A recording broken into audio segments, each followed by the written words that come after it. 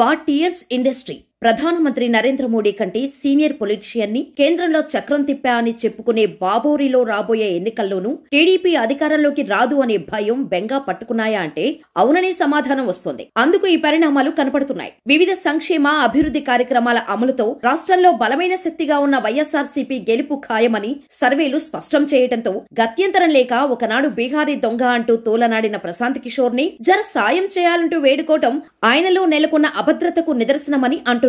లోకేష్ పాదయాత్ర mileage ఇస్తుందని arrest కావటంతో సానుభూతి వస్తుందని, జనసేనతో పొత్తులతో అదనపు బలం తోడవుతుందని ఆశించినా ఎన్నికల్లో వర్కౌట్ అయ్యే పరిస్థితి లేదని తేలటంతో చివరకు దేవుడిని, మరోపక్క వ్యూహకర్తని నమ్ముకున్నట్టుగా కనపడుతోంది. చంద్రబాబు కుటుంబానికి, టీడీపీకి రాబోయే ఎన్నికలు జీవన్మరణ సమస్యగా మారటంతో ఎలాగైనా ఎన్నికల్లో నెగ్గాలని భగవంతుడిపై భారం వేసి ఇంతకుముందు ఎన్నడూ లేని విధంగా యజ్ఞ యాగాదులు చేస్తూనే మరోపక్క ఎన్నికల వ్యూహకర్త ప్రశాంత్ కిషోర్ ను ఆశ్రయించారు చంద్రబాబు.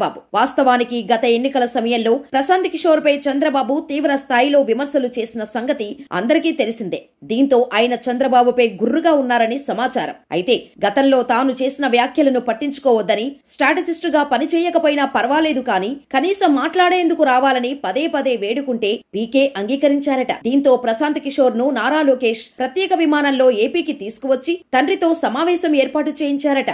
అసలు ప్రశాంత్ కిషోర్ ప్రస్తుతం తన సొంత రాష్ట్రం బీహార్ రాజకీయాల్లో బిజీగా ఉన్నారు. రాజకీయ పార్టీ కోసం సన్నద్ధమవుతూ బాద్ బీహార్కి పేరిట ప్రశాంత్ కిషోర్ 3000 కిలోమీటర్ల పాదయాత్ర చేస్తున్నారు. బీహార్లో ప్రస్తుతం పాదయాత్ర కొనసాగుతోంది. పదే పదే విజ్ఞప్తుల నేపథ్యంలో శనివారం ఆయన ఏపీకి వచ్చి చంద్రబాబుతో భేటీ అయ్యారట.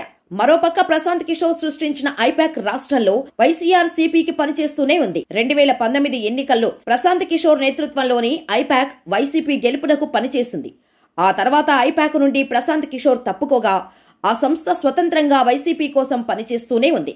ఈ పరిస్థితుల్లో 2024 ఎన్నికల్లో ఐపాక్ కు వ్యతిరేకంగా ప్రశాంత్ కిషోర్ టీడీపీ కోసం పనిచేస్తారా అంటే అనుమానమేనని అంటున్నారు.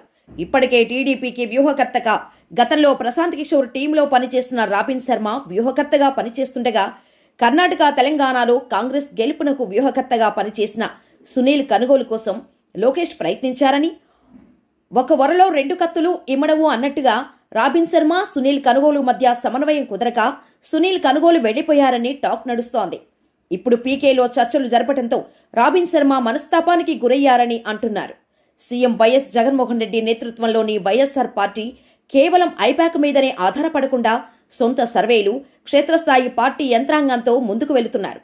ఓ పక్క వాలంటీర్లు, మరోపక్క గృహ సారథులతో పాటు పార్టీ సైన్యాన్ని వైసీపీ సిద్ధం చేసుకుని ముందుకు వెళుతోంది. ప్రభుత్వ పథకాల ద్వారా 84% పైగా ప్రజలకు లబ్ధి చేకూర్చడంతో వైసీపీకి స్థిరమైన ఓటు బ్యాంకు ఉంది. ఈ పరిస్థితుల్లో వైసీపీని ఎదుర్కోవటం టీడీపీ, జనసేన ఉమ్మడిగా కూడా సాధ్యం కాదన్న భావనతోనే దింపుడు కళ్లం ఆశతో పీకే స్ట్రాటజీ కోసం పాకులాడుతున్నారన్న టాక్ నడుస్తోంది. తొలుత బీజేపీతో పొత్తునకు వెంపర్లాడినా ఆ పార్టీ పెద్దలు అపాయింట్మెంట్ కూడా ఇచ్చే పరిస్థితులు లేకపోవడంతో తన వ్యూహాలతో ప్రశాంత్ కిషోర్ ఏమైనా గట్టెక్కిస్తాడేమో అన్న ఆశతో చివరి ప్రయత్నాలు మొదలుపెట్టారని అంటున్నారు. ఇంతకుముందు ఏపీలో వైఎస్ జగన్, తమిళనాడులో స్టాలిన్, పశ్చిమ బెంగాల్లో మమతా బెనర్జీకి వ్యూహకర్తగా ప్రశాంత్ కిషోర్ పనిచేసినా ఆ నాయకులు, పార్టీ క్యాడర్ బలంగా ఉండటంతోనే ఆయన పాచికలు పారాయని, ప్రస్తుత ఏపీ రాజకీయాల్లో బలమైన శక్తిగా ఉన్న వైఎస్ఆర్సీపీ ముందు టీడీపీకి ఎంతమంది వ్యూహకర్తలు పనిచేసినా వర్కౌట్ అయ్యే పరిస్థితి ఉండదని అంటున్నారు. చంద్రబాబుతో ప్రశాంత్ కిషోర్ భేటీపై మంత్రి అంబటి రాంబాబు స్పందిస్తూ మెటీరియల్ మంచిది కాకపోతే ఎంత మంచి మేస్త్రి అయినా ఏం చేస్తారని వ్యాఖ్యానించారు. చూడాలి మరి ఏం జరుగుతుందో.